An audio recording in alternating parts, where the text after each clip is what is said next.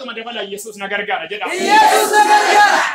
Wangeela Yohaannis boqonnaa 5 lakkoofsa 1 irraa kaasee sagalee Waaqayyoo daddafee dubbatteetaniin gara kadhannaatti galla. Guyyichi guyyaa fayyinaati akkas jedha maqaa Waaqayyoon nan dubbisa.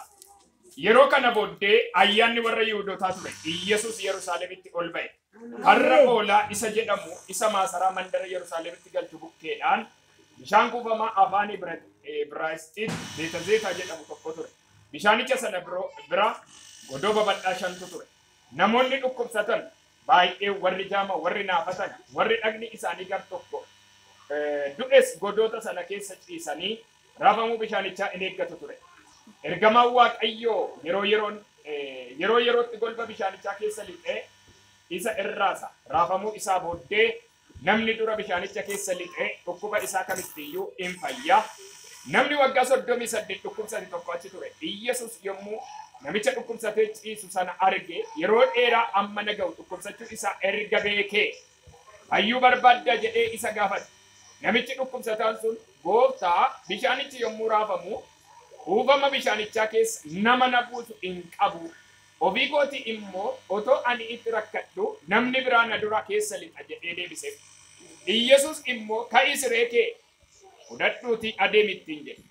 Namichis achumaan fayyee siree isaa fudhatee achi adeeme. Guyyaan namichi kun fayyee guyyaa sanbataa ture jedhe. Itti siqamee namoonni dubbisuu dandeessan hin dubbistu. Walumaa gala ergaan kutaa kanaa maal dubbata yoo jettan nama gargaarsa barbaadutu jira.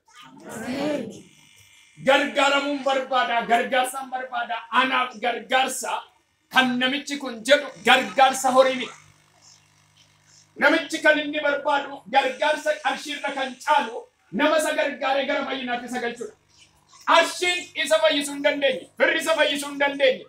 Namoonni isa gargaaruu danda'an kan biroo hiika kennuuf hin dandeenye. Namoonni waa'ee isaa dagataniiru. Namoonni waa'ee isaa gataniiru. Namoonni waa'ee isaa raawwatanii dhiisaniiru.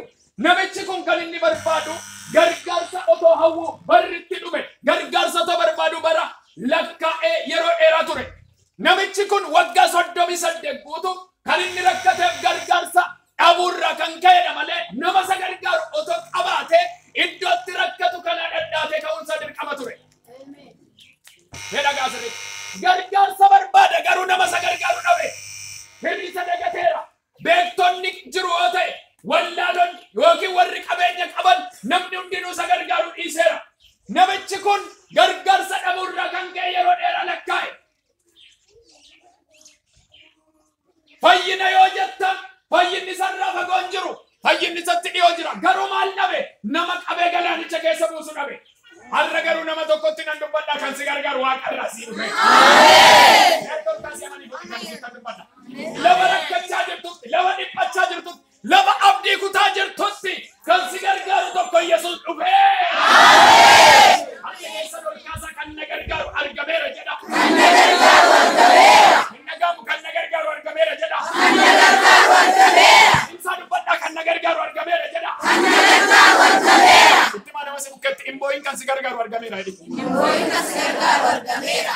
Amantiin itti dubbadhu imbooyin kan si gargaaru argameera jedhi. Imbooyin kan si gargaaru argameera. Haleluuyaa. Mul'ata boqonnaa 5 irratti akkas jedha. Abbaan mul'ataa Yohaannis akkas jedha. Macaafa maramaa tokko nan arge. Macaafichi isaa qabu diduutti nan boo'e. Garuu ergamaan tokko yookiin immoo maanguddoota keessaa tokko dhufe hin boo'in. Inni badee dubbisu tokko Waaqarraa argameera. Nan arga dhimma qadaadamee cufame kan badu tokko dhufeera. Dhimma qadaadamee cufame kan badu tokko dhufeera jedha. Dhimma cufamee taa'u kan badu tokko leenci Yihuudaa dhufeera. Ameen, ameen, ameen, ameen. Ameen, ameen, ameen, ameen. Firri kee hundi walii galanii kan banuu hin dandeenye. Warra ati qaba jetteetti adattu kan si banuu hin dandeenye. Har'a garuu ilmi Waaqayyoo dhufee nama tokkoof hin banu. Abdullaala sagalee kanatti nan amana. Har'a ilmi Waaqayyoo dhufee hin bana jechaa. Har'a dhufee hin bana jechaa jira. Dhimma waggaa dheeraa itti booche dhufee kan furmaataan si gargaara jechaa. Kasa namoonni nama naaf Namna mana jiru harka olaa kaas. Har'a nan gargaarama jedha cimsa. Cimsa dubbadha har'a nan gargaarama jedha. Amani dubbadha har'a nan gargaarama jedha. Hirri dhimma kee cubee kan ka'e har'a gargaarsaan gara kee dhufa Yesuus. Namoonni namni sin gate har'a Yesuus sin gargaaruuf gara keessan dhufa. Nan gargaara saba kana jechaa jira Waaqayyo. Gargaarsi koo biyya kanatti mul'ata jechaa jira Waaqayyo. Amen, amen, amen. Amen, amen, amen. Eenyuun na dhaga'aadha. Harka kee ol kaas. Har'aa kaasee nama hin qabu, nama na gargaaru hin qabu, fira na gargaaru hin qabu kan jettu Yesuus akka jechaadha. Amma qofaa koo si gargaara. Singaa gargaarsa si jechaadha.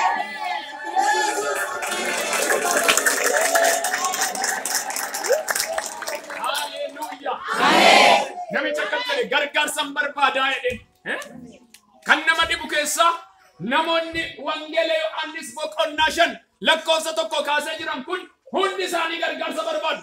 Garuu namoonni kan nama qabu namatu qabee bishaan isaan galcha. Namatu iddoo fayyinaatti isaan darbata. Namicha garuu haatis gatte, abbaan gate, obboleessi gate, firri gateera. Waa'ee namicha waggaa 38 kana ajandaan isaa nama harkan jiru ol garuu ajandaan isaa jira.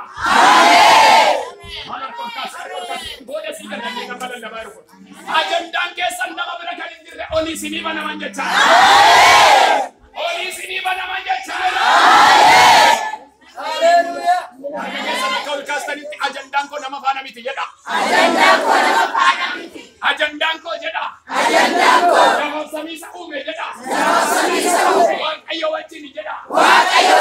Kan nama yoonatti cufedha. Waaqayyo narraa bana jedha.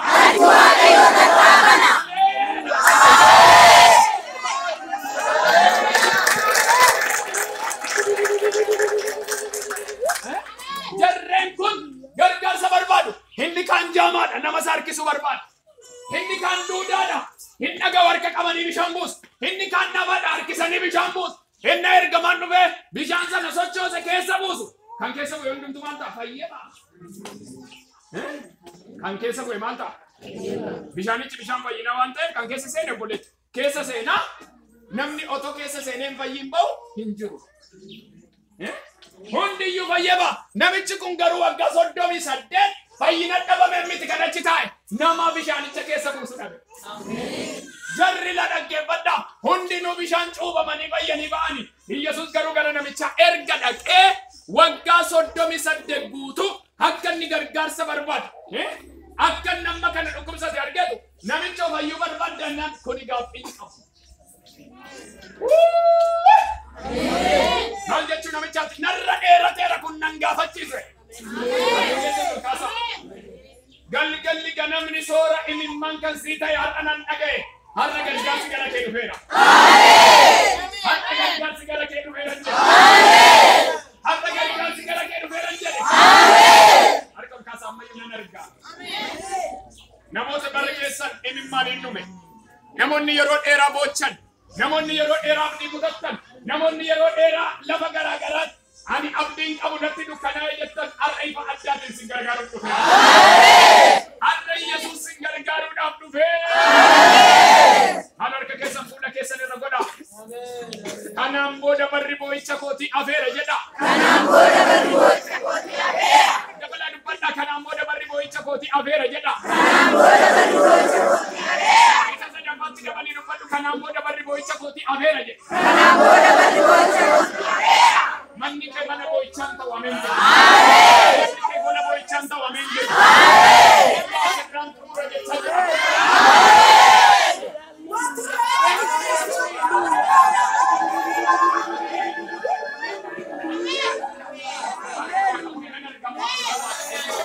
Namoota ija isaanii irraa himimmaan akka argamu jira. Namoota haalleluuyaa. Namoota gadda mana isaaniitti ari'uu argamu jira.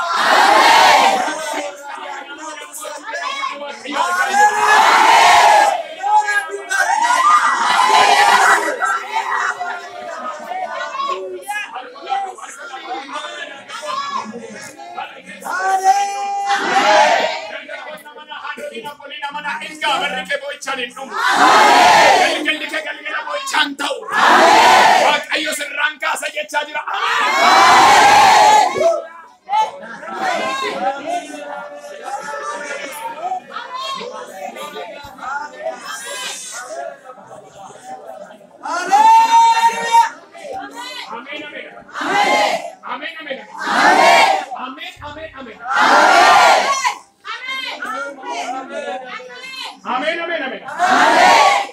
Kanaan booda boo'ichaan hin jiraadhu jedha. Waaqayyo bara koo bara galataa godha jedha. Ameen ameen ameen. Nama dhiba. Nan lallaba ergaa waaqayyo natti mun dubbata jedheeni. Kan nama dhibu keessaa namni harka keessan deebisa gad deebisa. Waggaa 38 guutuu erga dhukkubsate namichi maal barbaada? Fayyina barbaada. Iyyesuus maaf gaafate yoo jettan har'as Iyyesuus nama gaafachaa maal gaafachaa jira yoo jettan fayyuu barbaaddaa. Har'as wangeelli kan dubbatu waa'ee namichaa nutti kaasuun miti. Namichi waggaa 38 dhukkubsate fayyeera. Fayyuu barbaaddaa jennaadhu yeroo baay'ee namoonni fayyina irraa fagoo jiru. Amantiin namoota gara fayyinaatti harkisuu waan didu namicha fayyuu barbaaddaa jennaan hammas namichi fayyina barbaada hin jenne kallattii maalan barbaada nama keessa na buusuun dhabe. Kan namarra caalu dhufe. Kan mootummaarra caalu dhufe. Kan beektotarra caalu dhufe. Namichi kaleessa kan beeku namoota beekutu warra wal gargaarudha. Hinnarra dhufe garuu kan addaati. Har'a kaleessa beektu miti nama tokko faana Iyyesuus tarkaanfatee gara jireenya isaa.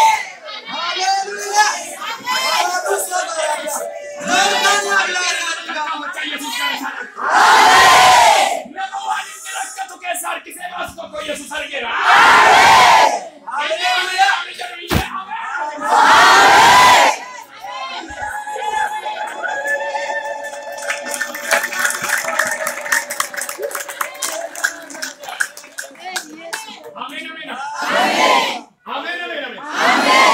Namichi bagayyuu waggaa irratti lakkaa'e maal godhe yoo jettan rakkinni isaa Iyyesuus faana akka inni wal argu godhe.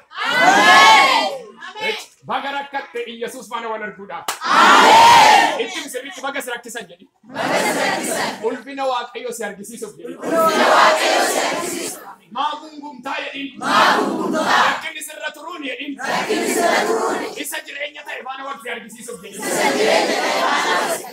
Mee namni tokko ameen haa jedhu.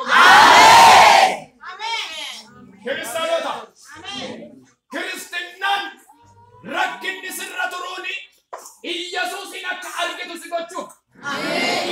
Yookiin immoo daandii Iyyesuusitti argitudha. Tokko rakkinni bakka na ajjeesuuf baduufini bakka barana hin ba'u barreen gaddaan ba'u otuma jettuu ba'aa jirta. Garuu waan beeka barana kan caalutti ba'uu dhaabata. Naatiin dubbachaadha barana kan caalutti ba'uuf hin jedhe. Nan arga lubbuu tokko barreen gaddaan nan du'a otoo ittuu dabarse waaqayyo barana nan du'a isa taalu garuu kan ulfinaan ta'e. Atillee waan gaarii of irratti hin dubbattu waaqayyo mata arraba kee geddaree waan gaariitti sii kenna. Amen. Iyyesuus gooftaadha. Namichi baga waggaa 38 dhukkubni irra taa'e. Baga waggaa 38 guutuu baate maaliif hoo jettan Iyyesuus kallattumaan jarri dura fayyani Iyyesuus hin argine bishaan argani. Dhaga'ameera warri dura maal argani? Bishaan. Inni kun garuu Iyyesuus tarkaanfachaa gara isaa dhaqe namicha maal barbaadannaan fayyinallee nan barbaada naman qabu jennaan amma jedhee bishaan seentatoon taane fayyina addaan asii dhufe kan isinii baadhaa. Kan isinii kee baadhuuti adeemsa jalqabii. Kan nama lamaan sadde godhe beektu jarri bishaan seenani ammaati bishaan miti. Amen. Har'a namni biraa gargaarame miti kan kee of danda'e. Amen. Inni na dhagaara kan kee of danda'etu. Amen. Harka ol kaasi kan koo gargaarsa of danda'ee dhufa jedha. Kan koo gargaarsa of danda'ee dhufa. Isti dabala dubbadha kan koo gargaarsa of danda'ee dhufa jedha. Kan koo gargaarsa of danda'ee dhufa. Ittuma dabala kan koo gargaarsa of danda'ee dhufa jedha. Kan koo gargaarsa of danda'ee dhufa. Namoota amantaniif ameen gargaarsa kun sinii. Amen. Gargaarsi kun sinii balabeera ameen.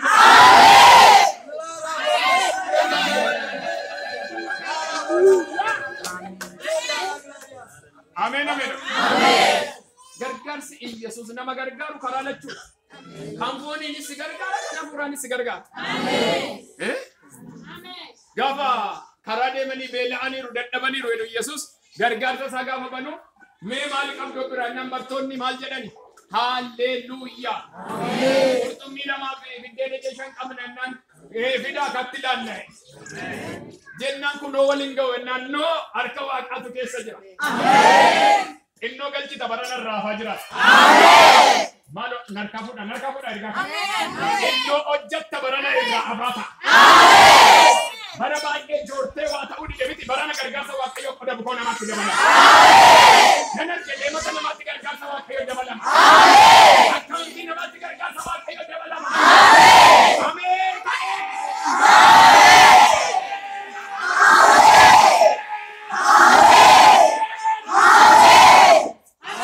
Namni tokko iyyee ani gargaarameera haa jedhu. Ani gargaarameera jedhamu. Insaamamtu harkaa kaasee gargaarsa waaqayyoo birratti argina.